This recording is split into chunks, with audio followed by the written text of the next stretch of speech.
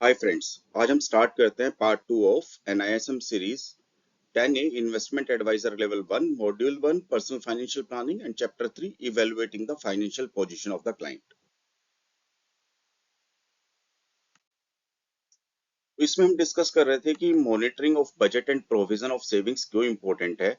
देखिए, ability to provide various areas of action through monitoring ensures that the budget improves over a period of time. तो जब उसको monitor करते हैं तो बजट में हम देखते हैं कि क्या एक्सपेंसेस है, क्या हमारे इनकम है, क्या हमारी सेविंग्स है, और उसको मॉनिटर करते हुए हम रेगुलरली कोई एक्शंस भी ले सकते हैं और अपने बजट को इम्प्रूव भी कर सकते हैं। तो बीच में हम कोई अपने बजट को रिवाइज करना हो या हमें नेक्स्ट टाइम जब बजट बनाना हो उस समय उसको इम्प्रूव कर सकते हैं कि हमें अपने एक्सपेंसेस को क्या कम करना है, इनकम को कैसे बढ़ाना है।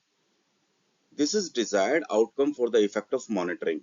तो देखिए, किसी भी बजट को अच्छा बनाना, सेविंग्स को इम्प्रूव करना, ये मॉनिटरिंग का डिजायर्ड इफेक्ट है। There can be an end of month monitoring that will give an idea about actual situation. अगर हम मंथ एंड के ऊपर उसको मॉनिटरिंग करते हैं तो देखिए उसके बारे में हमें एक्चुअल सिचुएशन के बारे में एक आइडिया मिलेगा। But the effort also depends upon the kind of record keeping that is taking place. अब हम मंथ में जब भी अपने बजट बनाते हैं और मंथ में किस तरह के एक्सपेंसेस कर रहे हैं, किस तरह की इनकम हो रही है, उसको मॉनिटर करते हैं और उसका जो बजट बनाया है उससे कंपेयर करते हैं। तो ये पता लगता है कि एक्चुअल में जो रिकॉर्ड है वो ये बताता है कि हम अपने बजट से कितना डाइवर्स हो रहे हैं, हम अपने बजट के हिसाब से चल रहे हैं या कम ज्यादा हो रहा है। तो एक्चुअली बजट को अपने एक्चुअल एक्सपेंसेस और इनकम से मॉनिटर करना ये बहुत ही एक हेल्पफुल टूल है। If there is a regular noting down of expenses that even a mid-month review can be made so that a better idea is available about the manner in which trend is going. तो देखिए, एक अगर हम regular expenses को note करते हैं तो हमें इनफैक्ट मिड मंथ में जो हम रिव्यू करेंगे उसके बारे में भी एक हमें बेटर आइडिया अवेलेबल हो जाता है कि हमें कोई मंथ में दूसरे में जो रिमेनिंग पार्ट बचा उसमें कोई चीजें चेंजेस करने हैं, हमें कोई अपने एक्सपेंसेस कम करने हैं। उसके बाद उसके बारे में भी अगर हम मिड मंथ रिव्यू करें तो एक फेयर आइडिया लग जाता है।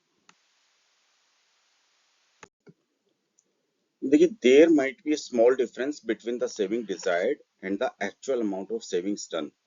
तो ये हो सकता है कि हमें एक्चुअल जो हमारा हमने डिजायर किया था हम सेविंग्स कुछ और करेंगे, बट एक्चुअली हुआ एक्चुअल में सेविंग्स कुछ और। तो उसका जो स्मॉल डिफरेंस है जो सेविंग्स में, तो उस सेविंग्स का स्मॉल डिफरेंस भी हमारे बजट में या हमारा जो हमने प्लान किया उसको हिला सकता है।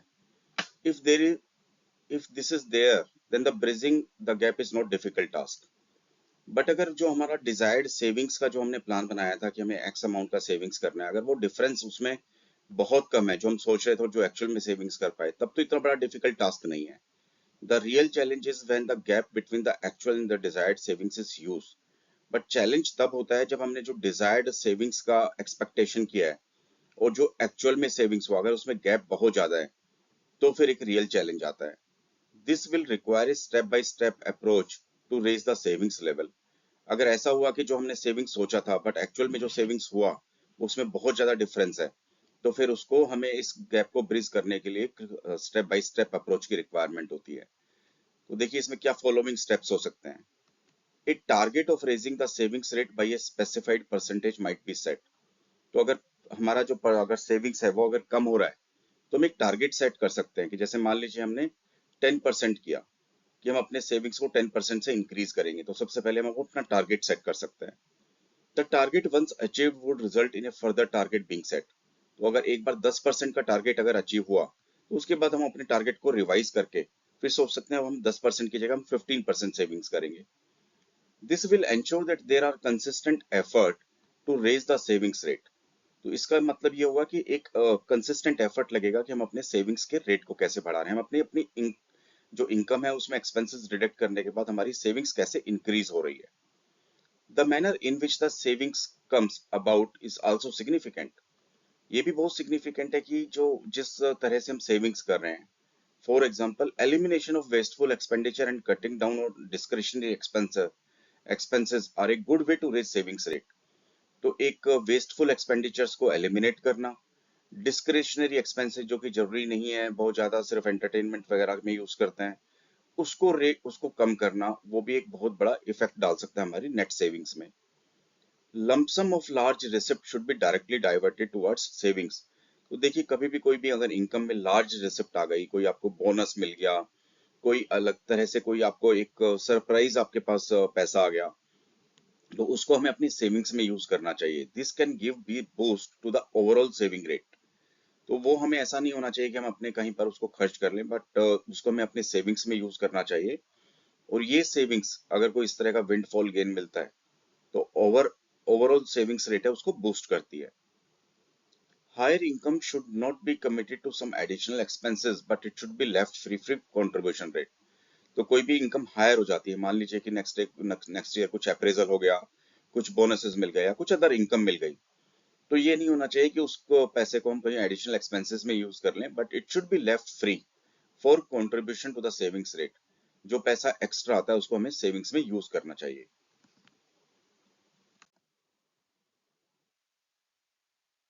Creating a personal balance sheet and net worth. देखिए बहुत इंपॉर्टेंट है कि बजट के बाद हम बजट के साथ साथ में अपनी एक बैलेंस शीट और नेटवर्थ को क्रिएट करें। उससे एक कितना फाइनेंशियल साउंडनेस है किसी का भी इंडिविजुअल का, वो उसके बारे में पता लगता है। Creating a personal balance sheet for an individual will require that various assets and liabilities are brought together and shown at a single place। तो देखिए बैलेंस शीट में क्या होता है, लेफ्ट साइड हम अपना असेट्स, राइट साइड हम अपना लाइबिलिटीज, या वाइस वर्सा, कैसे भी जैसे इंडिविजुअल को ठीक लगे वो हम कर सकते हैं। बट एक ही पेज के ऊपर एक साथ में हम अपने सारे असेट्स को और लाइबिलिटीज को नोट डाउन करते हैं। A balance sheet shows the financial position of individual और हाउस होल्ड। तो देखिए बैलेंस शीट एक फाइनेंशियल पोजीशन के बारे में बताती है ऑफ एन इंडिविजुअल और house hold in the form of asset and liability. तो किसी भी इंडिविजुअल के पास कितना असेट है, असेट का मतलब रिसोर्सेज, और लाइबिलिटीज एक ऐसी चीज जो हमें देना है किसी को, हमारा लोन वगैरह अगर हमें वो रीपे करना है, तो वो एक बैलेंस शीट जब प्रिपेयर करते हैं तो फाइनेंशियल साउंडनेस के बारे में पता लगता है। Things can change after the date and the balance sheet will also change.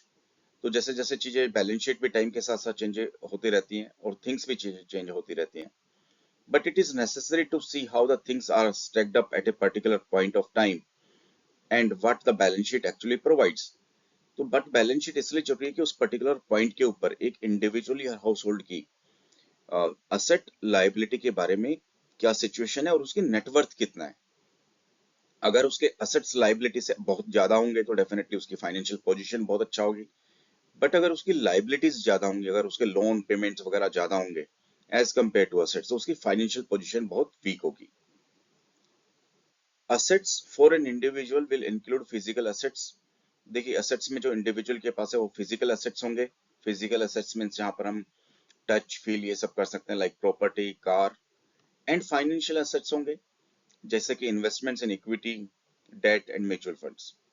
There might be some other advances received by them along with their cash and bank balances which would form the part of current assets। तो उनके पास कुछ advance होगा, bank balance होगा, इस तरह का कुछ और भी रिसिप्ट्स होंगे, वो एसेट्स में आएंगे। On liability side, various loans that they have plus for the repayment, तो उनको जो रीपेमेंट करना है उनके लिए loans. Outstanding including short term debt like credit cards, dues. तो जो भी इंडिविजुअल हाउस होल्ड्स को उसको पेमेंट करना है, उसके ऊपर उसका लाइबिलिटीज है, वो लाइबिलिटी साइड में आएगा। And the difference between the assets and the liabilities would be the net worth of the individual। But जो डिफरेंस हुआ असेट और लाइबिलिटी का, वो नेटवर्थ हुआ। फॉर एग्जाम्पल किसी हाउस होल्ड का जो असेट्स है उसके पास 1 करोड़ का है बट लाइबिलिटी 50 lakhs की है, तो उसका नेटवर्थ हो गया 50 lakhs। बट ऐसा भी हो सकता है कि उसके असेट्स 1 करोड़ के हैं बट लाइबिलिटी 2 करोड़ का है, तो उसका जो नेटवर्थ हुआ वो नेगेटिव में हो गया 1 करोड़। ये बहुत रिस्की भी हो सकता है।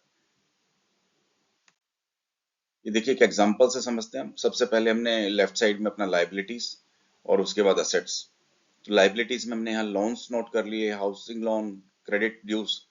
तो देखिए 12,02,000 का हाउसिंग लोन है, 5,000 का क्रेडिट कार्ड है, ठीक है, ये हमारे लाइबिलिटीज हो गई। अब असेट्स क्या क्या है कस्टमर के पास या इंडिविजुअल के पास, हाउस है, कार है, इन्वेस्टमेंट है, mutual fund, PPF, shares, cash and bank balance. तो ये असेट्स हो गए, तो इनको टोटल कर दिया 36.22, तो 36.22 लैक्स उसके असेट्स हो गए। अगर हम लाइबिलिटी चेक करते हैं तो लाइबिलिटीज के अंदर देखिए सिर्फ 12 लाख और 5 लाख ये लाइबिलिटीज है। तो अगर हम असेट्स में जो उसके लाइबिलिटी आइटम को डिडक्ट करते हैं तो ये उसका नेटवर्थ आ जाता है हमारे पास, कि ये कस्टमर का एक्चुअल नेटवर्थ है। फॉर एग्जाम्पल ये सारे अपने असेट्स को अगर लिक्विडेट कर दे और उसमें से अगर ये पूरा अपना लाइबिलिटीज पेमेंट कर दे तो जो बाकी अमाउंट बचेगा वो बचेगा 24,15,000, 24.1 लाख। ये हुआ नेटवर्थ। तो नेटवर्थ और लाइबिलिटीज इसको ऐड कर देते हैं तो हमारे पास आ गया टोटल लाइबिलिटीज, और असेट्स जितने भी है वो हम सारे सम अप कर दें तो 36.22 लाख। तो इस तरह से हुआ हमारा actually assets minus liabilities equal to net worth. तो नेटवर्थ जितना ज्यादा होगा उतना फाइनेंशियल पोजीशन अच्छा होगा। देखिए अब है creating a budget and A savings plan. तो क्या क्या स्टेप्स हैं उसमें। तो सबसे पहले किसी भी हाउस होल्ड या अपने अपने कस्टमर के लिए, इंडिविजुअल के लिए अगर आप बजट और सेविंग्स प्लान क्रिएट कर रहे हैं तो सबसे पहले करेंगे start by gathering all the relevant details about various source of income and expenses for the individual. सबसे पहले जिसके लिए बजट बना रहे हैं आप उसके सारे इनकम और एक्सपेंसेस को स्टडी करेंगे और उससे रिलेटेड सारा डाटा गैदर करेंगे। The availability of basic information is the most crucial part of the process. ये सारी इंफॉर्मेशन जो बेसिक इंफॉर्मेशन है उसके सारे एक्सपेंसेस और इनकम, वो सारी इंफॉर्मेशन का एक किसी पर्टिकुलर अपना बजट और सेविंग्स प्लान का पर्टिकुलर प्रोसेस का बहुत ही इंपॉर्टेंट फैक्टर है। Check to see that some area have not been missed out in terms of heads of income और द हेड्स ऑफ एक्सपेंसेस। ये चेक करना जरूरी है कि कोई इनकम्स के हेड्स और या एक्सपेंसेस के हेड बच ना जाए, अदरवाइज फिर दोबारा से जाना पड़ेगा, दोबारा से प्लान बनाना पड़ेगा, दोबारा से स्टडी करनी पड़ेगी। Base the budget figure on either actual expenses that have been made in the past or if it has changed then the kind of expenses that are likely। तो जो बजट बना रहे हैं उसको कैसे बेस करना है, या तो हम पुराने जो अपने एक्चुअल एक्सपेंसेस है उसके बेस पे बनाएं जो कि हमने पास्ट में किया है, या फिर अगर हम कोई ऐसे एक्सपेंसेस जो हम स्टडी कर रहे हैं, हम सोच रहे हैं कि फ्यूचर में हो सकते हैं, तो उसके बेसिस पे भी बनाया जा सकता है। There has to be some element of change in favor in various figures in the budget based over a period of time। तो देखिए जब भी बजट बनाते हैं तो काफी सारे एलिमेंट्स को, बजट के फिगर्स को चेंज करना पड़ सकता है जैसे जैसे चीजें चेंजेस होती रहती हैं। For example when vegetable prices shows seasonal spikes, तो कभी वेजिटेबल्स के दाम इंक्रीज हो गए कोई भी सीजनल प्रॉब्लम की वजह से, तो फिर बजट को हमें चेंज करना पड़ेगा और वेजिटेबल आइटम्स के लिए जो बजट होगा वो ज्यादा एलोकेट करना पड़ेगा या उसको अकॉर्डिंगली मैच करना पड़ेगा। There has to be contingency figure that is present in the budget. तो कोई भी देखिए कंटीजेंसी क्या होती है, इमरजेंसी। तो जब भी कोई बजट बनाएंगे तो उसका एक कंटीजेंसी फिगर वहां पर होना बहुत मैंडेटरी है। कोई ऐसे एक्सपेंसेस जो आज हम फोरकास्ट नहीं कर पा रहे हो बट कोई इमरजेंसी आ सकती है, उस इमरजेंसी के लिए भी कोई फिगर्स वहां पर बजट में होना जरूरी है। There are times when a sudden change disrupts everything, but this feature would ensure that budget remain robust। तो कोई भी ऐसी चीज हो सकती है जो अचानक से आ जाए, इमरजेंसी क्रिएट हो जाए, कोई इमरजेंसी फंड्स की रिक्वायरमेंट आ जाए, तो अगर बजट में उसका प्रोविजन होगा तो उसको मैनेज करना आसान होगा। The amount of savings needed would have to be achieved through the curtailment of expenses within the limit। तो अमाउंट ऑफ सेविंग्स नीडेड, जो हमें सेविंग्स चाहिए, जो हमें अपना इनकम में से सेविंग्स को इंक्रीज करना है, वो हम अपने एक्सपेंसेस को कर्टेल करने के लिए, उसको लिमिट करने के बाद ही वो अचीव कर सकते हैं। So the required savings figure based on the goals need to be present. तो हमें गोल्स, शॉर्ट टर्म गोल्स और लॉन्ग टर्म गोल्स में क्या हमें सेविंग्स का रिक्वायरमेंट होगा, वो भी एक बहुत बड़ा फैक्टर है जब हम बजट और सेविंग्स प्लान में क्रिएट करेंगे। There has to be a proper allocation of savings amount and this should be done before the figure is spent elsewhere। देखिए एक प्रॉपर एलोकेशन ऑफ सेविंग्स का होना ये बहुत ही इम्पोर्टेंट है, इससे पहले कि वो हम कहीं स्पेंड कर दें। तो हमारी स्पेंडिंग या एक्सपेंसेस से ज्यादा इंपॉर्टेंट है कि पहले हम अपने सेविंग्स को फिक्स करें कि जितना मुझे सेविंग्स करना है मैं पहले उसको असाइड करूं, अपने फ्यूचर गोल के लिए उसको इन्वेस्ट करूं, और जो मुझे अपने एक्सपेंसेस करने हैं वो मैं बाद में करूं। This is why there has to be direct transfer to various investments. इसका क्या मतलब हुआ कि वहां पर जब हम हमारी इनकम या कोई भी इनकम जनरेट होती है या कोई सैलरी आती है, तो सबसे पहले हमें अपने जहां पर इन्वेस्टमेंट करना है वहां डायरेक्ट ट्रांसफर कर देना चाहिए, so that the amount automatically goes each month in the required investments। तो फॉर एग्जांपल हमने अपनी सेविंग्स का 30% सेलेक्ट किया कि 1 लाख सैलरी है, 30,000 सेविंग्स करेंगे। तो आइडियली जैसे ही सैलरी आती है वो 30,000 रुपीज जो मैंने इन्वेस्टमेंट्स के लिए सोचा था वो हमने इन्वेस्टमेंट के लिए डायरेक्ट ट्रांसफर हो जाना चाहिए। बाद में जो पैसा बचे उससे हमें अपने एक्सपेंसेस करने चाहिए। Make the savings plan a part of fixed figure in the budget and that this will ensure that there are no variations here and that goal is met। तो पहले हमें अपने सेविंग्स को फिक्स कर लेना चाहिए और वो इन्वेस्टमेंट के लिए जैसे वो इनकम आए हमें ट्रांसफर कर देना चाहिए, सो दैट हमें बाद में अपना अपना गोल अचीव करने में एडवांटेज मिले। कंटीजेंसी प्लानिंग, देखिए कंटीजेंसी का मतलब ही इमरजेंसी होता है। The following are typical contingencies to provide for. तो क्या कंटीजेंसी या क्या इमरजेंसीज आ सकती है?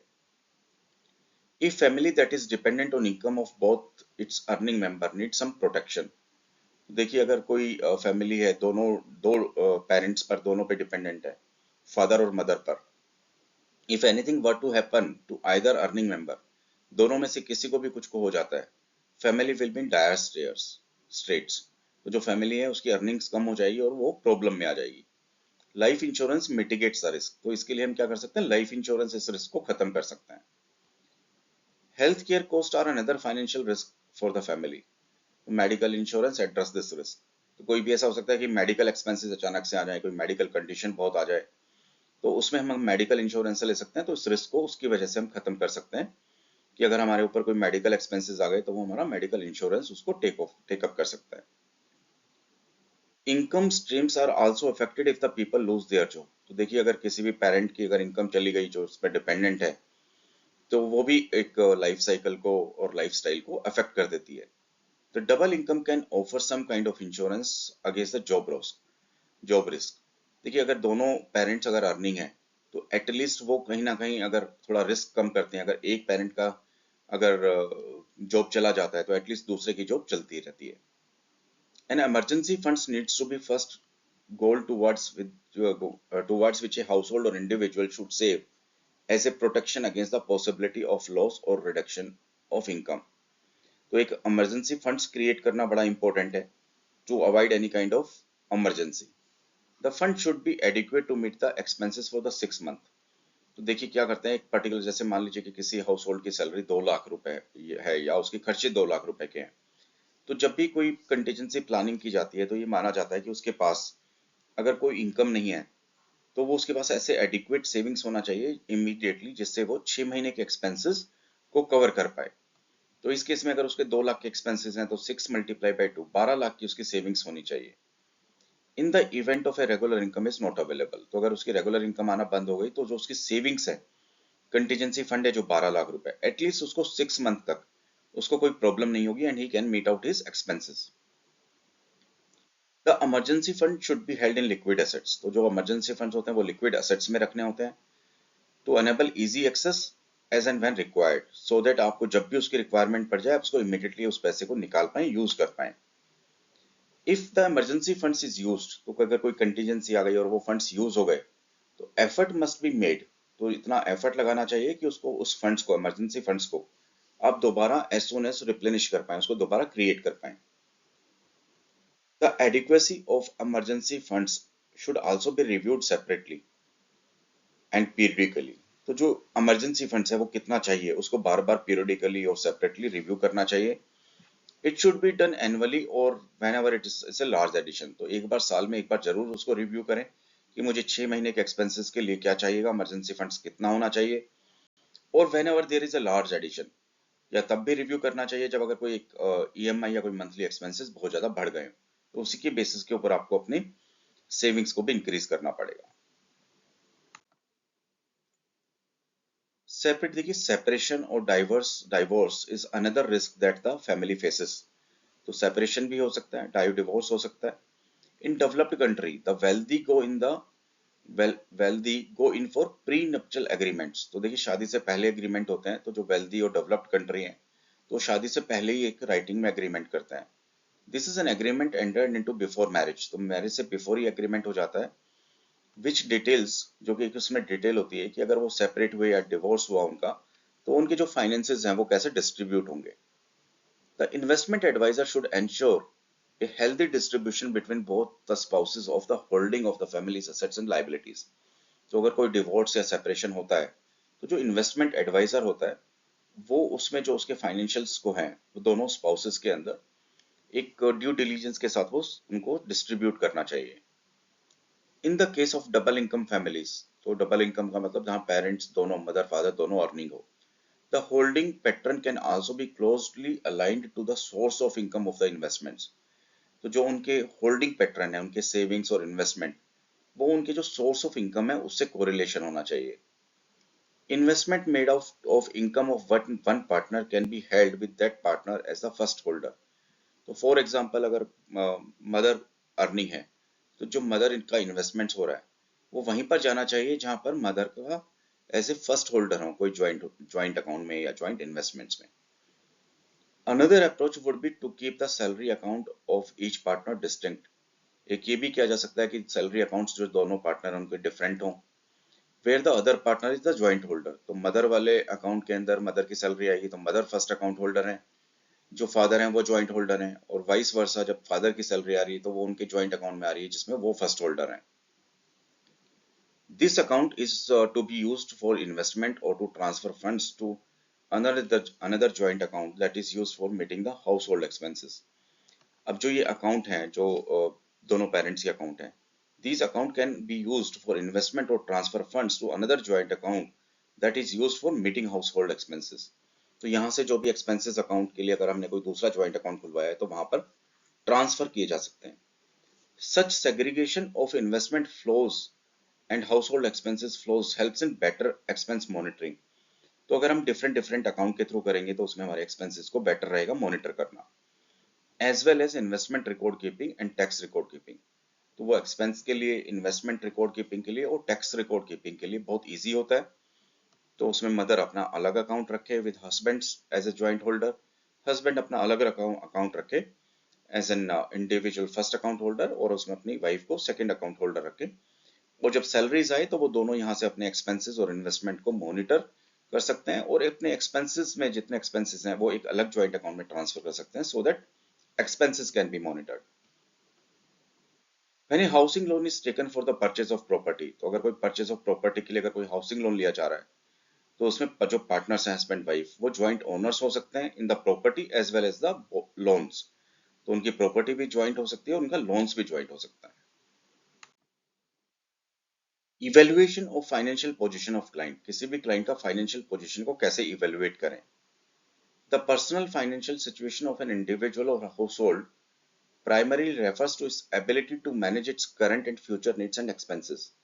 तो देखिए पर्सनल फाइनेंशियल सिचुएशन क्या होती है, इसका ability to manage its current and future needs and expenses. Current needs क्या है, उसमें क्या एक्सपेंसेस होंगे, और फ्यूचर नीड्स क्या होंगे, यही एक फाइनेंशियल पोजीशन एक स्टडी की जाती है। The income available to do this may be drawn from the salary. अब इसको करने के लिए, फ्यूचर के लिए और प्रेजेंट गोल को रेफर करने के लिए या उसको मीट आउट करने के लिए क्या हो सकता है, ये हो सकता है कि income available to do this may be drawn from the salary से आ सकती है इनकम, बिजनेस से आ सकती है, प्रोफेशन से आ सकती है, और असेट से भी आ सकती है जो कि over a period of time create की गए हैं। Typically assets are created to meet the future expenses of household. तो जो असेट्स की क्रिएट किए जाते हैं, चाहे वो फिजिकल असेट्स हो चाहे फाइनेंशियल असेट्स हो, वो फ्यूचर एक्सपेंसेस को कवर करने के लिए किए जाते हैं। And financial planning helps apportion the available current income to immediate expenses and savings for the future। तो जो हमारी एक रेगुलर इनकम हो रही है वो हमारे जो इमीडिएट एक्सपेंसेस है उसको मीट करती है, और सेविंग्स है वो हमारे फ्यूचर के जो एक्सपेंसेस है वो मीट करती है। Loans are used to meet the expenses and create assets if the income is inadequate to meet all the needs. देखिए अगर इनकम ही इनएडिक्वेट है तो अगर असेट्स करना क्रिएट करना हो या कोई एक्सपेंसेस भी करना हो तो लोन्स के थ्रू ही क्रिएट किया जाता है। बट साथ में इसका एक डिसएडवांटेज भी है, this creates a liability for house hold. तो जो भी लोन्स लेते हैं उसके लिए लाइबिलिटी क्रिएट हो जाता है इंडिविजुअल के लिए, which also has to be settled in the future from the income. तो वो फ्यूचर में सेटल किए जाते हैं लोन्स की ईएमआई के थ्रू। तो जो फ्यूचर की इनकम आ रही है वो भी रिड्यूस हो जाती है क्योंकि उसके थ्रू हमें लोन्स की ईएमआई देनी होती है, तो वो फाइनेंशियल पोजीशन वीक हो जाती है। The efficiency with which the interplay between income, expense, assets and liabilities are handled by household determines its financial situation। किस एफिशिएंसी से कोई भी हाउस होल्ड इंटरप्ले करता है between income, expense, assets and liabilities, और उसको कैसे हैंडल किया जाता है, वही एक हाउस होल्ड की फाइनेंशियल पोजीशन डिटरमाइन करती है।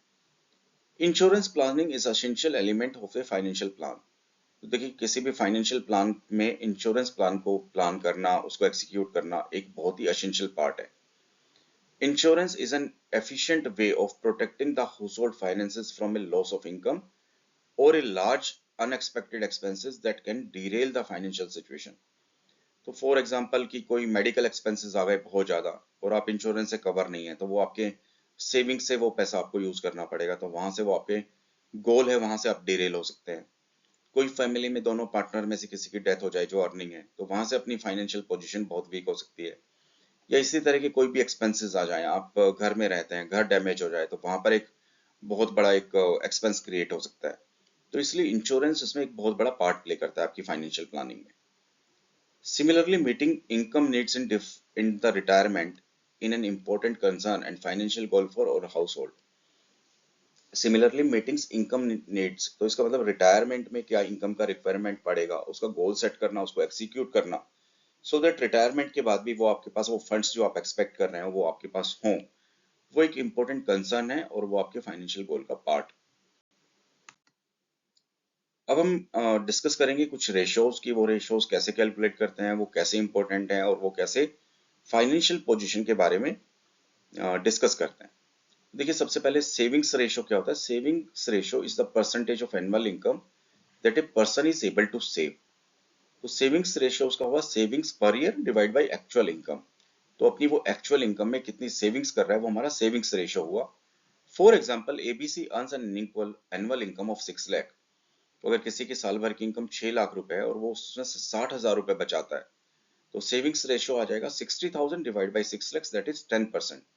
तो इसका मतलब है वो अपना 10% अपनी इनकम का बचाता है, which is called savings ratio. Savings is not limited to money that is retained in the savings bank account. ऐसा नहीं है कि सेविंग्स हम सिर्फ उसको बोलेंगे जो हमारे सेविंग्स बैंक अकाउंट में है। Money invested in fixed deposit, mutual fund, share, debenture, public provident fund, national leaving certificate, national saving certificate, post office deposit, real estate, gold and others during the year also the part of also the form the part of savings। तो ये सारे savings के part होते हैं। तो अगर आपने अपनी इनकम का कोई भी सेविंग्स यहाँ पर यूज किया तो वो सारा आपका सेविंग्स आएगा। सम सेविंग्स में not even reach the investor during the year. ऐसा भी हो सकता है कि कोई ऐसी सेविंग्स हो जो इन्वेस्टर्स को उसको पूरे साल भर ना मिले। For example, companies contribution to the provident fund और superannuation fund on account of investors. तो इन्वेस्टर्स को जो उसका पीपीएफ का कंट्रीब्यूशन या सुपर एनुएशन फंड है उसको मिलेगा नहीं, बट वो उसके लिए सेविंग्स में जा रहा है। The money will not go to investors immediately, वो उसको नहीं मिल रहा, but it belongs to the investors and will be available in investors account with the provident fund और सुपर एनुएशन फंड। तो उसको वो बाद में मिलेगा, बट वो उसकी सेविंग्स है, तो वो भी उसका जो सेविंग्स है पूरे ईयर की उसमें उसका पार्ट होगा और उसको इंक्लूड किया जाएगा सेविंग्स रेशियो को कैलकुलेट करते हुए। सेविंग्स टू इनकम रेशियो, तो देखिए इसका मतलब क्या हुआ कि हमारा जो सेविंग्स टू इनकम रेशियो हुआ, savings to income ratio measures the total accumulated. तो हमारा जो पहला हमने जो डिस्कस किया था वो क्या था, सेविंग टू इनकम रेशियो। तो कितनी इनकम हो रही है और उसके में कितना हम सेव कर रहे हैं, तो वो हुआ सेविंग रेशियो। अब हुआ सेविंग्स टू इनकम रेशियो। इसका मतलब क्या हुआ, savings to income ratio measures the total accumulated savings of individual relative to the annual income. It is calculated as total savings divided by annual income. Consider the following information of the financial situation of GGN। GGN मतलब यहाँ पे customer का नाम लिया हुआ है। उसकी annual salary मान लीजिए 12 लाख रुपए, बट उसके accumulated investments over a period of time, तो उसका PF, bank deposit, mutual fund, PPF, वो मान लीजिए 15 लाख। तो अब सेविंग्स टू इनकम रेशियो क्या हो गया, पहले हमने जो डिस्कस किया था वो किया था सेविंग रेशियो। तो सेविंग रेशियो का मतलब था कि इनकम में से कितना बचाता है, तो वो सेविंग्स रेशियो हो गया। यहाँ है savings to income ratio. Savings का मतलब अभी तक टोटल कितना सेव किया है। तो अभी तक तो यहाँ पे हमने इस एग्जांपल में 15 लाख टोटल सेव किया, इनकम है 12 लाख, तो सेविंग्स टू इनकम रेशियो आ गया 1.25। तो आप सेविंग और सेविंग्स टू इनकम रेशियो में कैसे समझ सकते हैं। सेविंग का मतलब, सेविंग रेशियो का मतलब आ गया तो आप एक महीने में कितना एक साल में कितना कमाते हैं और उसके वर्सेस में कितना आप सेव करते हैं, वो आपका सेविंग रेशियो हो गया। बट जैसे ही आ जाएगा सेविंग्स टू इनकम रेशियो, तो सेविंग्स का मतलब आपने अभी तक जितने भी सेविंग्स की है उसका कितना रेशियो आपकी इनकम में से। तो ये डिफरेंस हो गया आपको याद रखने के लिए। This ratio measures the preparedness to meet the long term goal such as retirement. तो जो ये सेविंग्स टू इनकम रेशियो है वो एक प्रिपेयर्डनेस, कितने आप प्रिपेयर हो अपने रिटायरमेंट के गोल को मीट आउट करने के लिए, उसके बारे में बताता है। कि भाई आपके जो मंथली एक्सपेंसेस हैं या आपके ईयरली एक्सपेंसेस है वो 12 लाख है, आपकी एनुअल इनकम 12 लाख है, बट जो आपकी सेविंग्स है, जो आपने एनुअल इनकम है, उसके अगेंस्ट में कितनी की हुई है, 1.25। तो अगर हम इसको ऐसे कैलकुलेट करें कि अगर एक साल की इनकम 12 लाख रुपए है और जो आपने अभी तक टोटल सेविंग्स की हुई है वो सिर्फ 15 लाख है, तो इसका मतलब आप ये मान के चल सकते हैं कि लगभग आपके पास जो उस समय पैसा होगा वो 1 या 1.5 साल के लिए ही सफिशिएंट रहेगा। The current value of investment and assets after accounting for any outstanding loan taken to acquire the same is taken to compute the total savings. तो कोई भी लोन, कोई एसेट लिया हुआ है, तो उसकी वैल्यू कितनी है और उसमें से कितना लोन है, तो उसको डिडक्ट करने के बाद आपकी सेविंग्स ली जाएगी। Self occupied home is typically not included when calculating the savings level.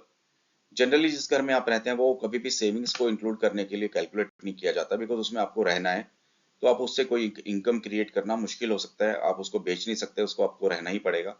तो जब भी आप अपनी सेविंग्स को कैलकुलेट करेंगे तो जिस घर में आप रहते हैं तो सेल्फ ऑक्युपाइड होम वो जनरली उसमें यूज नहीं किया जाता। अब देखिए एक्सपेंस रेशियो क्या है। Expense ratio is calculated as annual recurring expenses divide by annual income. तो ये कैलकुलेट करते हैं for example in case of ABC. अब एनुअल एक्सपेंसेस है मान लीजिए 5.4 लाख और एनुअल इनकम है 6 लाख, तो एक्सपेंस रेशियो हो गया हमारा 90%। 5.4 लाख डिवाइड बाय 6 लाख, तो इसका मतलब क्या हुआ 90%। इसका मतलब है कि हम अपना 90% जो अपनी इनकम है उसका खर्च कर देते हैं। Expense ratio can also be calculated as 1 minus saving ratio. तो इसको हम ऐसे भी कैलकुलेट कर सकते हैं, जो हमारा सेविंग रेशियो आया था उसमें से 1 से माइनस कर देते हैं, तो हमारे पास सेविंग्स रेशियो आ जाएगा। या फिर हमारा सेविंग्स रेशियो निकालना है तो 1 माइनस एक्सपेंस रेशियो, अगर एक्सपेंस रेशियो निकालना है तो 1 माइनस सेविंग्स रेशियो। और सिमिलरली अगर एक्सपेंस सेविंग्स रेशियो निकालना है तो 1 माइनस एक्सपेंस रेशियो। तो अगर आपका सपोज एक्सपेंस रेशियो है 90%, तो आपका सेविंग्स रेशियो हो गया 10%। Non recurring expenses are kept out of the expense ratio. तो जो नॉन रिकरिंग एक्सपेंसेस हैं वो आपको अपने एक्सपेंस रेशियो से अलग रखना पड़ेगा। For example, if a person incurred a one time medical expenses of 50,000 a year, then would be excluded। तो अगर कोई भी ऐसा है जो कि नॉन रिकरिंग है और कोई इस तरह का अचानक से कोई एक्सपेंसेस आ गया, वो आप एक्सपेंस रेशियो में इंक्लूड नहीं करेंगे। बट ये भी देखना simultaneous, however if it is found that on an average अगर कोई फैमिली 30,000 रुपए मेडिकल एक्सपेंसेस पे खर्च कर ही रही है या हेल्थ केयर पर खर्च कर रही है, तो वो इंक्लूड होगा बिकॉज वो रिकरिंग एक्सपेंसेस है। तो जब आप एक्सपेंस रेशियो इंक्लूड करेंगे तो एक्सपेंस रेशियो में वो इंक्लूड करेंगे अगर वो रिकरिंग एक्सपेंसेस। अगर रिकरिंग नहीं है, कोई वन टाइम हो गया, तो उसको इंक्लूड नहीं करेंगे। Suppose a family goes on a foreign holiday. तो मान लीजिए कोई फैमिली है 3 साल के बाद एक फॉरेन हॉलीडे पे जाती है और 6 लाख खर्च करती है, तो इसका मतलब हुआ कि उसकी जो एनुअल इक्विवेलेंट अमाउंट है 2 लाख रुपए, तो इसका मतलब है कि साल भर में वो 2 लाख रुपए अपनी फैमिली की हॉलीडे पे खर्च करेंगे, which will be considered in expense ratio. तो क्योंकि अब ये रिकरिंग एक्सपेंसेस की तरह ट्रीट किया जाएगा, बड़ा एक्सपेंसेस है और हर साल एक तरह से एक एवरेज एक्सपेंडिचर है, तो वो एक्सपेंस रेशियो में कैलकुलेट किया जाएगा। एक्सपेंसेस में भी मैंडेटरी, जैसे टैक्सेस हैं, रेंट है, EMIs for loans and necessities for living, तो ये तो मैंडेटरी एक्सपेंसेस है, तो करने ही पड़ेंगे। Discretionary expenses are those item of expenses that are not essential. तो डिस्क्रिशनरी एक्सपेंसेस ऐसे हो सकते हैं जो कि एसेंशियल नहीं है, वो डिस्क्रिप्शन पे है कि हम ये खर्च करें भी या ना करें। तो फॉर एग्जांपल मुझे कोई शर्ट लेके आनी है, तो वो शर्ट 2,000 की भी हो सकती है, 20,000 की भी। तो ये मेरे ऊपर है कि मैं डिस्क्रिप्शनरी एक्सपेंसेस को कम करना चाहता हूँ, तो मैं 20,000 की शर्ट ना लाऊं और अपना 2,000 का शर्ट ही लाऊं। तो मैं अपने डिस्क्रिप्शनरी एक्सपेंसेस को कटेल कर सकता हूँ। Much of the reduction and rationalisation of expenses happens with respect to discretionary expenses. तो देखिए जो मैंडेटरी एक्सपेंसेस है वो तो हमें करने ही करने हैं, तो ईएमआई हो गई, टैक्स हो गया, रेंट। तो जो भी अगर हमें अपने एक्सपेंसेस को रेशनलाइजेशन करना है या उसका रिडक्शन करना है, तो वो मैक्सिमम डिस्क्रिशनरी एक्सपेंसेस में ही हो सकता है। और जब अगर डिस्क्रिशनरी एक्सपेंसेस में ही अगर हम रिडक्शन करेंगे, अपने एक्सपेंसेस को कम करेंगे, तो हमारा सेविंग्स रेशियो इंप्रूव होगा। A low expense ratio and high savings ratio is desirable. तो देखिए इस लो एक्सपेंस रेशियो क्या मतलब, हमारा एक्सपेंस कम हो अपने एनुअल इनकम के बेसिस के ऊपर, और हाई सेविंग्स रेशियो की सेविंग्स मेरी ज्यादा हो, यही एक अच्छी security and stability financial position के लिए डिजायरेबल है। टोटल एसेट्स, तो हम पढ़ते हैं टोटल एसेट्स क्या होता है। Savings of the individual are deployed in various forms of physical and financial assets such as shares, debentures, mutual fund, real estate, gold, provident fund, superannuation and other over a period of time. Current value of these assets, तो जो भी हमने acquire किए हैं physical assets और financial assets, वो सब total assets होते हैं. Physical assets such as real estate is typically acquired with a combination of savings and loan. तो अगर कैश फ्लो बहुत ज्यादा नहीं है या सेविंग्स ज्यादा नहीं है और फिजिकल एसेट्स जैसे कोई प्रॉपर्टी वगैरह को एक्वायर करना है, तो वो सेविंग्स और लोन दोनों की कॉम्बिनेशन से एक्वायर किया जाता है. A conservative approach would be exclude personal jewelry, one residential house that the investor's family stays in, and any other form of assets meant for personal use. Generally हम assets के अंदर से personal jewelry या जिस घर में वो रहते हैं या पर्सनल कार, उसमें से assets में से माइनस कर देते हैं, क्योंकि जनरली कभी भी अगर आपको रिक्वायरमेंट पड़े तो वो आप इन आइटम्स को जनरली लिक्विडेट करना बहुत मुश्किल होता है. आप लिक्विडेट नहीं भी करना चाहते हैं, यहाँ नहीं हो सकता. जैसे जिस घर में आप रह रहे हैं उसमें आप रहेंगे ही, तो आप उसको इनकम क्रिएट करना मुश्किल होता है उससे आपको.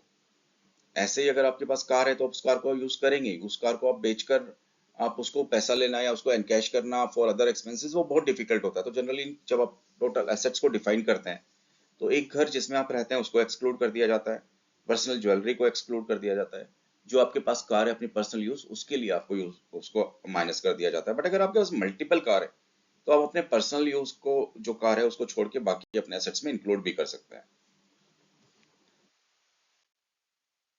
देखिए टोटल लाइबिलिटीज क्या होती है. Total liabilities includes loan and different form of credit taken to meet the expenses to acquire assets.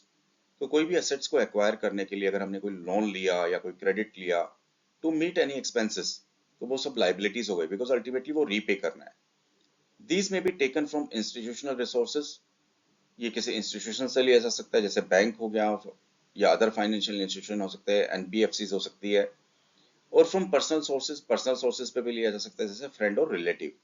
But वो सब रीपे करना पड़ेगा, वो लोन्स हैं, तो वो सब लाइबिलिटीज हो गई. लाइबिलिटीज में भी long term and secured on assets, तो वो शॉर्ट टर्म भी हो सकती है, लॉन्ग टर्म भी हो सकती है. और जो लॉन्ग टर्म लाइबिलिटीज हो सकती है वो किसी एसेट्स के ऊपर वो सिक्योर्ड भी हो सकती है, such as mortgage towards purchase of house and car loan. और देयर में भी शॉर्ट टर्म एंड अनसिक्योर्ड, तो ऐसे भी हो सकती है कि लाइबिलिटी शॉर्ट टर्म हो या अनसिक्योर्ड हो, जैसे कि क्रेडिट कार्ड और पर्सनल लोन. एंड जो ये लाइबिलिटीज होती है अनसिक्योर्ड होती है, तो such liability tends to be more expensive. तो इसमें इंटरेस्ट रेट ज्यादा होता है और रीपेमेंट बहुत ज्यादा करना पड़ता है. तो अगर इस तरह के एक्सपेंसेस हैं जो सिक्योर्ड नहीं है, पर्सनल लोन है या कोई क्रेडिट कार्ड ऑब्लिगेशन है, ये ज्यादा एक्सपेंसिव भी हो सकती है. Liability implies an obligation to repay the loan for the future income. तो देखिए लाइबिलिटीज का मतलब क्या हुआ कि मैंने कोई एसेट्स क्रिएट करने के लिए अभी पैसा लिया हुआ है इंडिविजुअल से या बैंक से. अगर वो मुझे जब रीपे करना पड़ेगा तो मेरे अपनी फ्यूचर इनकम कम हो जाएगी, बिकॉज मेरे को फ्यूचर इनकम से वो पैसा पेमेंट करना पड़ेगा.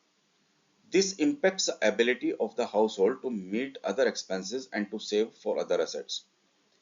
अब ये लाइबिलिटीज है, ये क्या क्रिएट करती है. This impacts the ability of the household to meet other expenses and to save the other. तो लाइबिलिटी कम होंगी तो एक्सपेंसेस कर सकते हैं और सेव भी अच्छा कर सकते हैं. लाइबिलिटी ज्यादा होगी तो एक्सपेंसेस भी कम करने पड़ेंगे और सेव भी कम करने पड़ेंगे. It must be use with the question. तो जो भी लाइबिलिटीज लें, लोन लें, उसको बहुत ध्यान से ड्यू डिलीजेंस के साथ यूज करना चाहिए. आइडियली सिर्फ उनमें लाइबिलिटीज को यूज करना चाहिए जहाँ की उस असेट्स को एक्वायर करने में जिसकी वैल्यू अप्रिशिएट करे. तो फॉर एग्जांपल घर लेना है या रियल एस्टेट लेना है जिसकी वैल्यू फ्यूचर में एक्सपेक्टेड है कि ग्रो करेगी, तो वहां पर भी ली जा सकती है.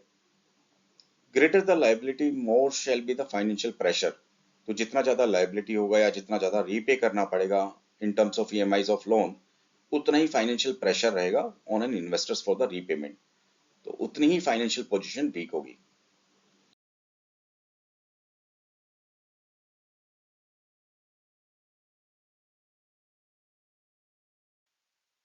देखिए हम स्टडी करते हैं लिवरेज रेशो. लिवरेज रेशो क्या होता है. लिवरेज रेशो होता है कि आपकी लाइबिलिटीज कितनी है as compare to your assets. तो liabilities divide by assets is equal to your leverage ratio. Leverage ratio का मतलब आप कितने एक्सपोज्ड हैं एज कंपेयर टू आपकी आउटस्टैंडिंग. आपके पास आउटस्टैंडिंग कितनी है एज कंपेयर टू आपके पास असेट्स कितने हैं. इसमें देखिए एग्जांपल से समझते हैं कि अगर 50 lakhs का मान लीजिए किसी के पास रियल एस्टेट है, 10 lakhs और 5 lakh का इन्वेस्टमेंट बैंक बैलेंसेस है, किसी ने 30 lakhs का लोन लिया था जिसमें 10 लाख आउटस्टैंडिंग है, 2 लाख क्रेडिट कार्ड का ड्यू है, और 1 लाख उसने फ्रेंड से लिए हुए, तो असेट्स कितना हो गया? 50 लाख जो रियल एस्टेट में, 10 लाख बैंक बैलेंस में, 5 लाख बैंक बैलेंस है और 10 लाख इन्वेस्टमेंट था, तो टोटल हो गया 65 लाख। लाइबिलिटीज कितना हुआ? Loan outstanding 10 lakh, 2 lakh credit card का ड्यू था, 1 लाख फ्रेंड से लिए थे, तो जो टोटल बन गया वो बन गया 13 लाख। तो इसमें लिवरेज रेशियो क्या हुआ? 13 lakhs divide by 65 lakh, that is 20%। तो ये 1/5 हो गया। अगर आप देखते हैं 13 divide by 65 is equal to 155। Higher the leverage more risky is the individual's financial position. तो देखिए जितना ज्यादा लिवरेज होगा उतना ही रिस्की होगा, उतना ही डेंजरस होगा। ए ratio greater then 1 indicates that, अगर वो रेशियो 1 से ऊपर हो जाता है, जैसे यहाँ पर तो है 13 divide by 65 is equal to 1 divide by 1/5, but ये अगर रेशियो लाइबिलिटी ज्यादा हो जाए आपकी एसेट से, तो रेशियो आपका 1 से ज्यादा हो जाएगा। It means ratio greater than indicates that asset will not be adequate to meet the liabilities. इसका मतलब हो जाएगा कि लाइबिलिटी ज्यादा होंगी और असेट्स के थ्रू फुलफिल नहीं की जा सकती। The ratio is likely to be high immediately after a large ticket asset such as real estate is purchased with a debt. तो अगर आपने कोई रियल एस्टेट परचेज किया है और डेट के साथ में परचेज किया है, तो वो रेशियो उस समय हाई हो सकता है, but over a period of time जब उस एसेट्स का वैल्यू अप्रिशिएट करेगा, ratio will also be moderate. तो रियल एस्टेट आपका धीरे धीरे आपका अप्रिशिएट करेगा, आपका लोन धीरे धीरे कम होगा, तो रेशियो है वो धीरे धीरे मॉडरेट हो जाएगा। Investors need to look at the leverage in the context of debt servicing capability. इसका मतलब क्या हुआ कि जो इन्वेस्टर है, जो लिवरेज पोजीशन है, उससे उससे ये पता लगता है कि वो डेट सर्विसिंग कैपेबिलिटी कितनी है। तो अगर लिवरेज ज्यादा होगा, तो इसका मतलब है कि अगर उसके पास कोई लोन है, तो लोन को पे करने की कैपेसिटी कम हो जाएगी, तो उसको बोलते हैं हम डेट सर्विंग कैपेबिलिटी। कि अगर जो उसने लोन दिया हुआ है, जो लोन लिया हुआ है उसने, उस लोन को जब वो वापस करेगा, तो उसके पास ये कैपेबिलिटी है कि वो अपना जो डेट लिया हुआ है उसको पेमेंट कर पाए, उसकी सर्विस कर पाए। तो अगर लिवरेज ज्यादा होगा तो उसकी डेट सर्विंग कैपेबिलिटी कम होगी, और अगर लिवरेज कम होगा तो उसकी डेट सर्विंग कैपेबिलिटी ज्यादा होगी। Further, investor need to ensure that a risky position is not compounded with high leverage of financing it. ठीक है, तो अब हम चलते हैं नेक्स्ट स्लाइड पर। नेटवर्थ। देखिए नेटवर्थ इज ए स्ट्रोंग, इसका मतलब हुआ कि टोटल लाइबिलिटीज और असेट्स का डिफरेंस। तो जो जितने मेरे पास असेट्स हैं, अगर मैं उसमें से लाइबिलिटीज को माइनस कर दूं तो मेरी नेटवर्थ आ जाती है। फॉर एग्जाम्पल, मान लीजिए मेरे पास 2 करोड़ के असेट्स हैं और 1 करोड़ का लाइबिलिटी है, तो 2 - 1 वो मेरा नेटवर्थ हो गया। A strong asset position is of no use. तो अगर बहुत सारे असेट्स भी हैं, तो वो किसी यूज के भी नहीं है, अगर वो किसी लोन के थ्रू लिया हुआ है या आउटस्टैंडिंग है या उसके ऊपर कोई हमें पेमेंट करना है। बिकॉज अल्टीमेटली मान लीजिए 1 करोड़ का आपके पास असेट है और 1 करोड़ का ही लोन है, तो उसका असेट का कोई यूज ही नहीं है, बिकॉज आपके साथ साथ में 1 करोड़ की लाइबिलिटी भी है। Similarly liability is not bad. ऐसे ही लाइबिलिटी सिर्फ इसलिए बैड नहीं है क्योंकि वो आउटस्टैंडिंग है, क्योंकि कभी कभी आपको एक असेट क्रिएट करने के लिए, जैसे अगर आपको कोई रियल एस्टेट चाहिए जो कि धीरे धीरे प्राइसिंग में, वैल्यू में अप्रिशिएट करेगा, तो वो आपकी फाइनेंशियल पोजीशन को आने वाले टाइम में स्ट्रॉन्ग भी कर सकता है। It is therefore normal to monitor any investor's financial position through net worth. इसलिए ये इंपॉर्टेंट है कि किसी भी इंडिविजुअल की जो फाइनेंशियल पोजीशन है वो नेटवर्थ के थ्रू मेजर की जाए। तो ये कैसे कैलकुलेट करेंगे? Net worth is equal to total assets minus total liabilities. तो जैसे पहले एग्जांपल में था कि उसके पास असेट से 65 लाख के, लाइबिलिटीज थी 13 लाख का, तो इसमें जो टोटल नेटवर्थ बना क्लाइंट का वो बना 52 lakhs। Net worth is monitored over a period of time to monitor improvement or deterioration in the financial position. तो इसको रेगुलर मॉनिटर करते हैं, चेक करने के लिए कि उसके नेटवर्थ कैसे चल रही है, अपवर्ड है, डाउनवर्ड है, वेदर उसके असेट्स ज्यादा हो रहे हैं या उसके लाइबिलिटी ज्यादा हो रही है। तो वो फाइनेंशियल पोजीशन उसकी इंप्रूवमेंट हो रही है या डिटेरियोरेट हो रही है, उसको मेजर करने के लिए नेटवर्थ को रेगुलर टाइम पीरियड के ऊपर मेजर करना जरूरी है। देखिए भाई, सोल्वेंसी रेशो। सोल्वेंसी रेशो क्या है कि एक जो इंडिविजुअल है, हाउस होल्ड है, वो कितना कॉम्पिटेंट है अपने नेटवर्थ के बेसिस के ऊपर, उसके पास टोटल कितने असेट्स हैं, सोल्वेंसी रेशो आ गया कि वो कितना सोल्वेंट है। तो सोल्वेंसी रेशो को जो डिफाइन करते हैं वो करते हैं उसकी जो टोटल नेटवर्थ है डिवाइड बाय टोटल असेट्स। जो हमने नेटवर्थ निकाला था वो कैसे निकाला था? Total assets minus liability.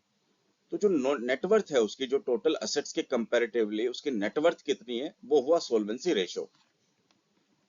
Despite having an asset, a person may be insolvent। तो ये भी हो सकता है कि उसके पास बहुत सारे एसेट्स हों बट उसकी लाइबिलिटी बहुत ज्यादा हो, तो ये भी हो सकता है कि एसेट्स बहुत ज्यादा हो बट उसका वो इंसॉल्वेंट हो, वो अपने लोन्स वगैरह को पेइंग करने की उसकी कैपेसिटी ना हो।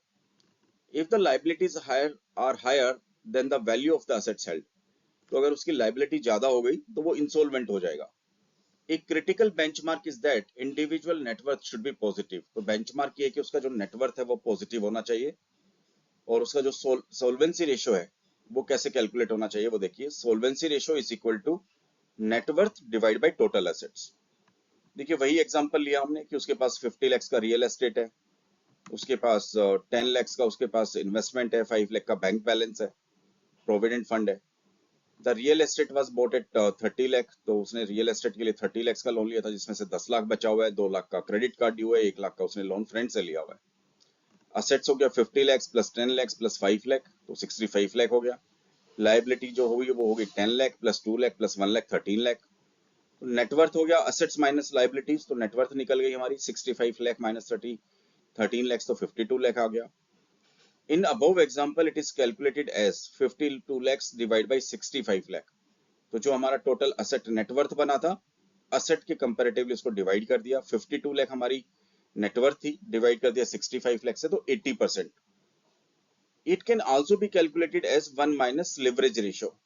तो देखिए हमने लिवरेज रेशियो पढ़ा था, तो इसको हम अगर हमें सोल्वेंसी रेशियो कैलकुलेट करना हो तो हम उसको ऐसे भी पढ़ सकते हैं, 1 माइनस लिवरेज रेशियो, या फिर अगर लिवरेज रेशियो निकालना हो तो 1 minus सोल्वेंसी ratio.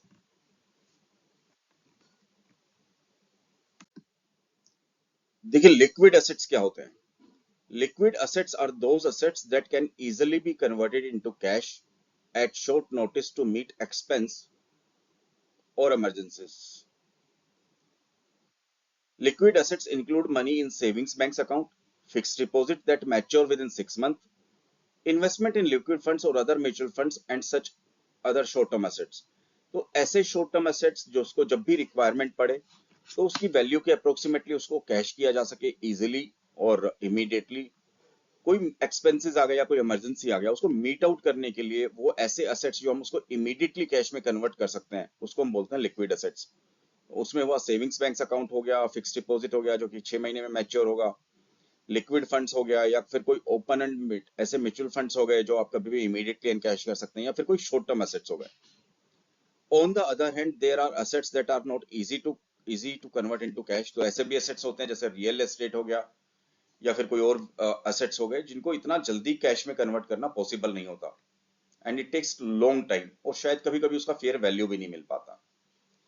Close ended mutual funds unit may not be easily realizable as units of the open ended mutual funds unit, तो जो ओपन एंडेड म्यूचुअल फंड्स होते हैं उसके कंपैरेटिवली जो क्लोज एंडेड म्यूचुअल फंड्स हैं यूनिट्स को उनको realise करना या उनको रिडीम करना इतना जल्दी पॉसिबल नहीं होता, बिकॉज उनको वो क्लोज एंडेड हैं, तो क्लोज एंडेड एक पर्टिकुलर टाइम पीरियड आने के बाद ही उनको विड्रॉ किया जा सकता है। उनको एक्सचेंजेस में ट्रेड किया जा सकता है बट कभी कभी उसमें फेयर वैल्यू नहीं मिलती या कभी कभी उसमें बायर्स भी नहीं मिलते, तो उनको लिक्विड एसेट्स नहीं बोल सकते, बिकॉज उनको रियलाइज करना, उसको रिडीम करना या उस पैसे को निकालना थोड़ा सा मुश्किल होता है। Some assets may be easily converted into cash but their values may fluctuate widely in short term. कुछ ऐसे assets भी होते हैं जो बहुत easily convert हो जाते हैं in cash but उनकी values बहुत ज्यादा fluctuate करती है in short term, thus making them unsuitable for realizing cash at a short notice. अब क्योंकि उसकी वैल्यू बहुत फ्लक्चुएट करती है तो उसकी इसलिए वो उसको यूटिलाइज करना या उसको रियलाइज करना ऑलमोस्ट अनसुटेबल हो जाता है। Shares and open ended equity schemes fall under this category, तो जो शेयर्स हुए या कोई ओपन एंडेड स्कीम्स हुए इक्विटी का या म्यूचुअल फंड का, तो उसको रियलाइज करना मुश्किल क्यों होगा, तो बहुत कभी कभी कभी बहुत वैलिटिलिटी होती है, तो आज पता लगा हमारे पास वैल्यू 90 लाख का है, 5 दिन के बाद 85 लाख हो गया, तो उसका फेयर वैल्यू और बहुत जल्दी लिक्विड करना उसको बड़ा मुश्किल होता है, इसलिए उसको जनरली लिक्विड एसेट्स नहीं बोलते। Open end debt schemes to have a significant market element in their valuation which makes them their returns volatile, तो जो कि ओपन एंडेड डेट स्कीम्स होती है उसमें भी एक मार्केट का एलिमेंट होता है और उनकी वैल्यूएशन जो होती है वो बहुत ही वोलेटाइल होती है, उनकी फेयर वैल्यू नहीं मिलती, and therefore unsuitable to meet the need of funds, तो वो भी सूटेबल नहीं होते कि उनको इमीडिएटली एनकैश करके कभी कभी पैसा बनाया जा सके। More the money in liquid assets lesser are the chances of the investor getting caught in liquidity crunch, तो जितने ज्यादा लिक्विड एसेट्स होंगे उतना ही इन्वेस्टर के लिए ज्यादा चांसेस होंगे कि उसके पास कभी कोई इमरजेंसी आता है तो उसके पास कोई लिक्विडिटी क्रंच नहीं बनेगा, वो अपने एक्सपेंसेस को मीट आउट कर पाएगा। However, keeping the entire money in liquid assets is also not a sensible solution. तो देखिए ये भी कि मेरे को इमरजेंसी मीट करती है तो करनी है, तो पता लगा मैंने अपना सारा ही जो पैसा है वो लिक्विड एसेट्स में रख दिया, वो भी एक सेंसिबल सॉल्यूशन नहीं है। Because liquidity comes at cost, क्योंकि अगर लिक्विड एसेट्स में रखेंगे तो वहां रिटर्न्स भी कम एक्सपेक्टेड होंगी। For example, banks usually offer lower rate of interest on a short term deposit. Liquid schemes may also yield a lower return than a longer term debt schemes. तो जो short term schemes होंगी उसमें generally returns भी बहुत कम होती हैं, तो इसलिए कभी कभी ये सेंसिबल भी नहीं होता कि आप उसमें बहुत ज्यादा पैसा अपना लिक्विड एसेट्स में रख दें। Investors therefore need to balance their liquidity and return needs. तो जो इंडिविजुअली हाउस होल्ड है उसको एक बैलेंस रखना होगा कि उसको कितना पैसा लिक्विड एसेट्स में चाहिए टू मेंटेन लिक्विडिटी, और कितना उसको एक रिटर्न्स के बेसिस के ऊपर उसको कहीं इन्वेस्ट करना है to get higher return. Keep enough in liquid assets to meet the liquidity requirement. तो इतना जितना लिक्विडिटी रिक्वायरमेंट है उतना उसको लिक्विड एसेट्स में रखना चाहिए। And invest the balance in longer term assets. जो बैलेंस है उसको एक लॉन्ग टर्म इन्वेस्टमेंट में रखना चाहिए सो दैट एक अच्छा रिटर्न बना पाए। देखिए अब हुआ liquidity ratio. The role of liquid asset is to meet the near term liquidity needs of the individual. तो कोई भी लिक्विड एसेट्स इसलिए रखने पड़ते हैं कि कोई इमरजेंसीज या कोई एक्सपेंसेस आ जाए तो मीट आउट हो सके।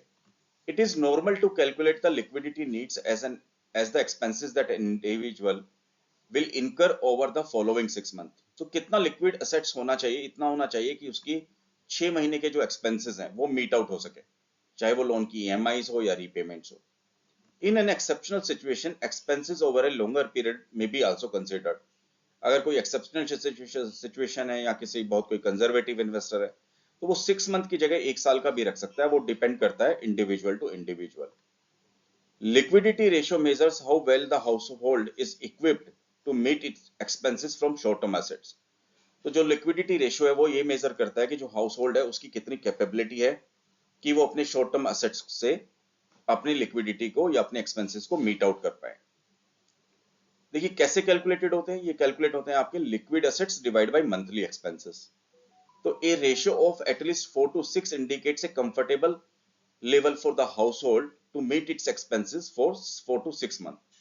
तो फॉर एग्जांपल मान लीजिए कि लिक्विड एसेट्स हैं हमारे पास फॉर एग्जांपल 30 lakhs के, और हमारे मंथली एक्सपेंसेस है 5 लाख के, तो 30 lakhs divide by 5 is equal to 6।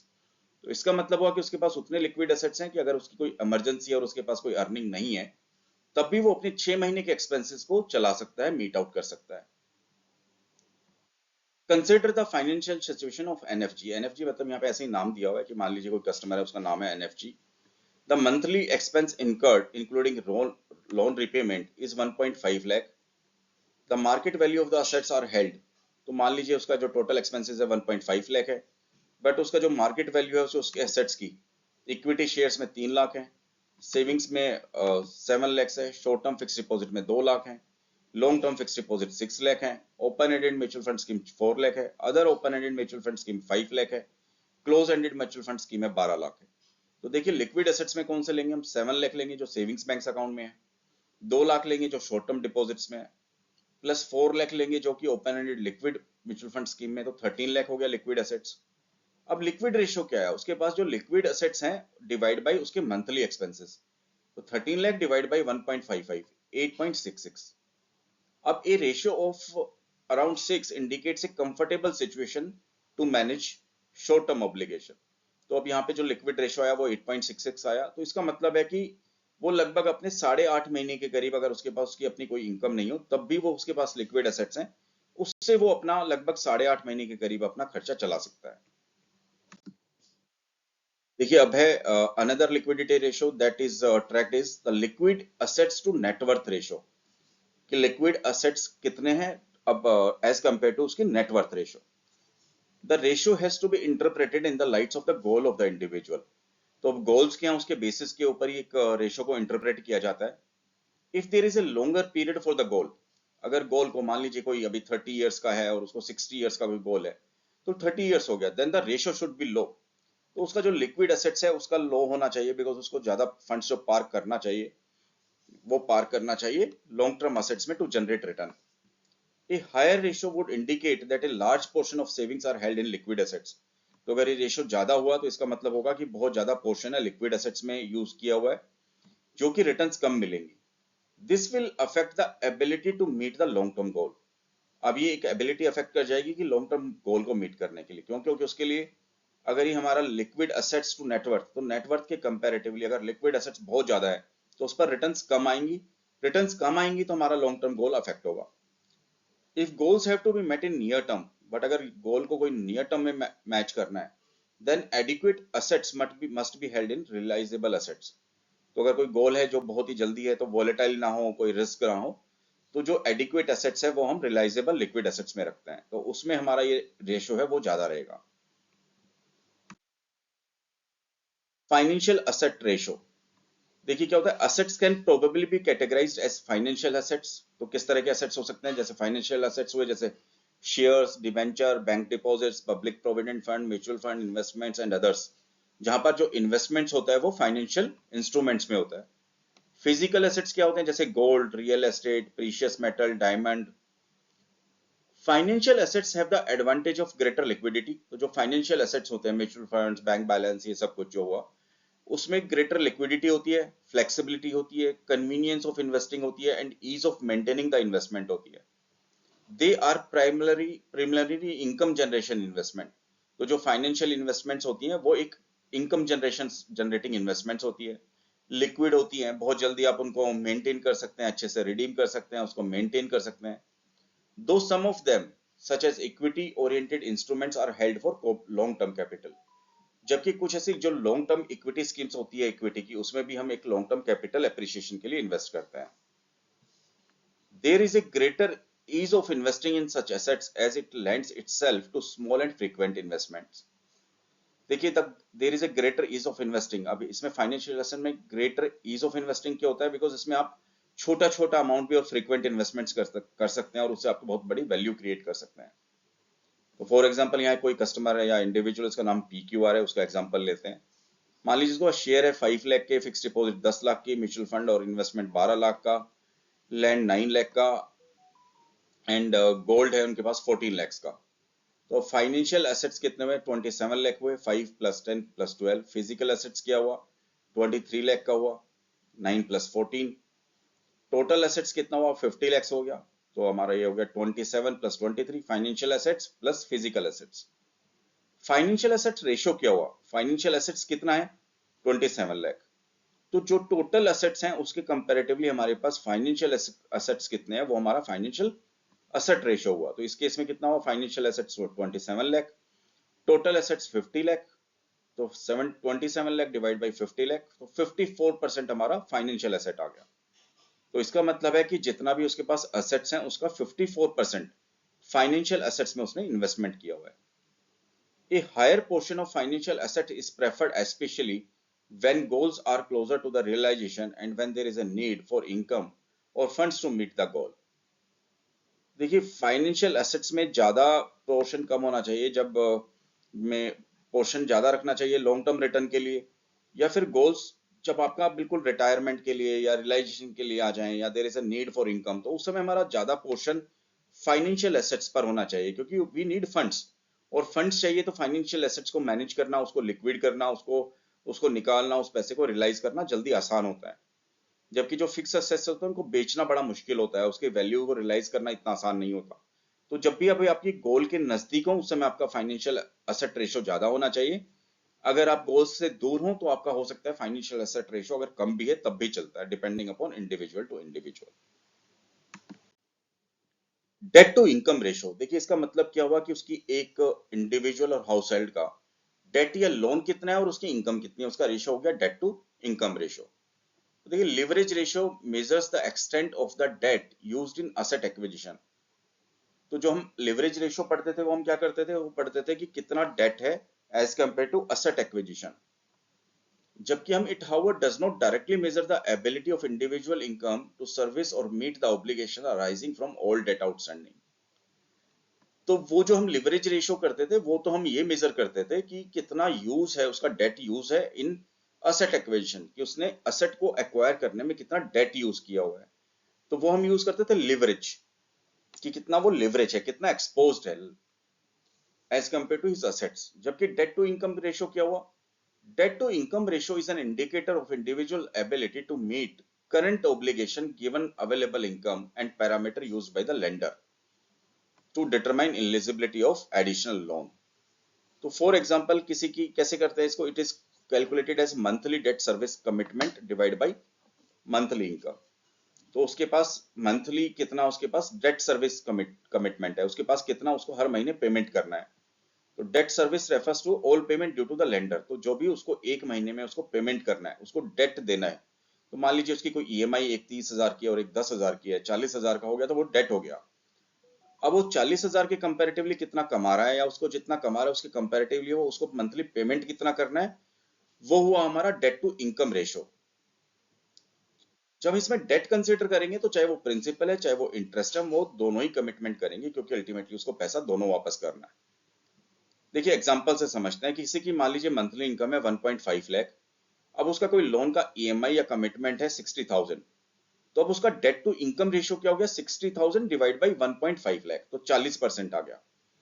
तो एक बंदे की कितनी इनकम है उसके कंपैरेटिवली कितना उसको पेमेंट करना है एज ए डेट, उसने कितना लोन लिया हुआ है, उसका रेशियो हुआ 40%। ये ratio higher than 35 to 40% is seen an excessive.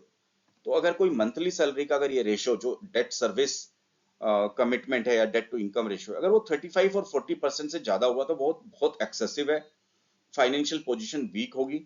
A large portion of the income of household is committed to meet this obligation.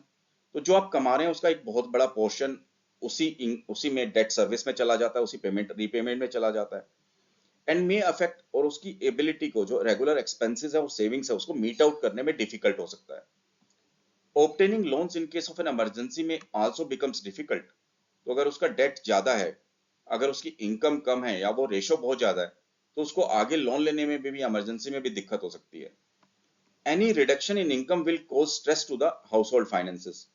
तो उसकी कोई भी इनकम अगर रिड्यूस हो जाए, तो अगर क्योंकि रेशियो बहुत ज्यादा है तो इनकम रिड्यूस हो गई बट उसको पेमेंट बहुत ज्यादा करना है डेट का, तो हाउस होल्ड फाइनेंसेस को मीट आउट करने में उसको स्ट्रेस हो सकता है।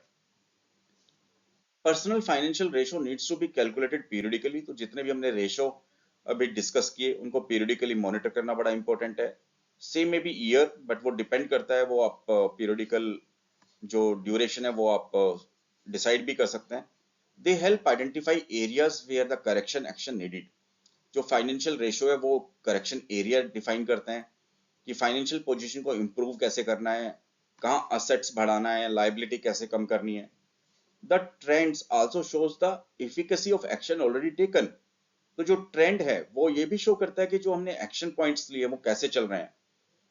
while benchmarks have been established for each of these ratio, वैसे तो बेंचमार्क ऑलरेडी क्रिएटेड है कि कौन सा रेशियो कितना मैक्सिमम होना चाहिए कितना कम होना चाहिए, but they may have to be customized to each individual situation।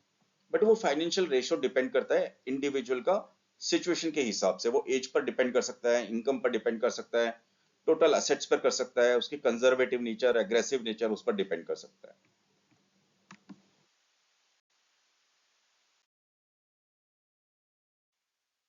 तो आज की वीडियो में यहीं तक। अगर आपको ये वीडियो पसंद आई हो तो प्लीज इसको लाइक और सब्सक्राइब करना मत भूलिएगा। Thank you very much for watching this video. Please channel को सब्सक्राइब करने के लिए अपने फ्रेंड्स को बोलिएगा। I would be very thankful to you. Thank you very much and have a nice day.